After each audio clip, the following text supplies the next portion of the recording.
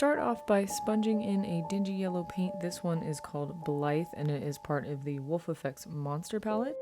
Leave the eye socket area and the mouth area open. For the burlap effect, I went to my local craft store and found a piece of fabric that is slightly raised and has a crisscross pattern.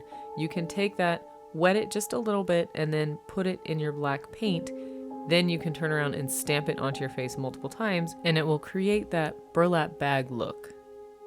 Now take a medium round brush and completely fill in the eye area. Make sure you're pulling it outwards towards the edges so that they are messy.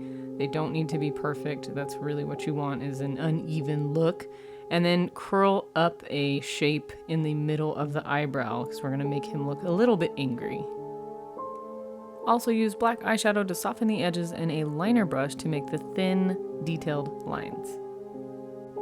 Now go back in with your medium brush and make an uneven line down the middle of your forehead with a couple of marks going across it. This is going to make your stitches. Don't forget to mark on the edges of those where they start and stop.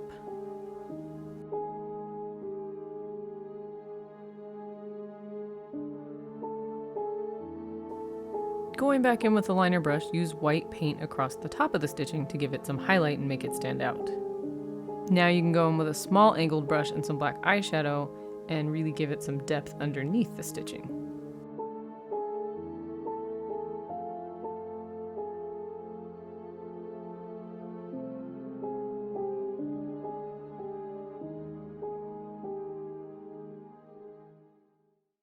Back at it again with the round brush, go make a triangular shape, fill it in with black paint, and then use the small angled brush and eyeshadow again to pull the edges downwards.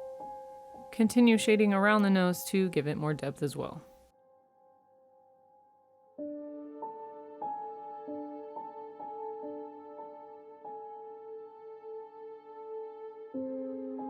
Now you're going to make several black lines next to each other and in some X shapes.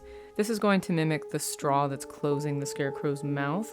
And what you're going to do is leave the inside blank and color the outside of those lines with black. You're going to pull it in an upward motion as well to make it sort of messy and completely fill in the inside of the rest of your lips. Continue that pattern on the outside edges by using short, quick strokes.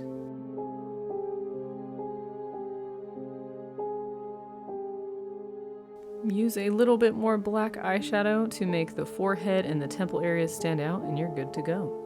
Now the cool thing about this look is if you choose not to do the white highlight, then you are only working with 2 colors. So it is super easy, super quick, and all you have to do is throw in a costume. Alright, here is our final easy 3-color Scarecrow look. If you enjoyed this, please like and subscribe. You can find me at Bengal Queen on Instagram, Snapchat, and Twitter. Thank you so much for watching, and I'll see you next time.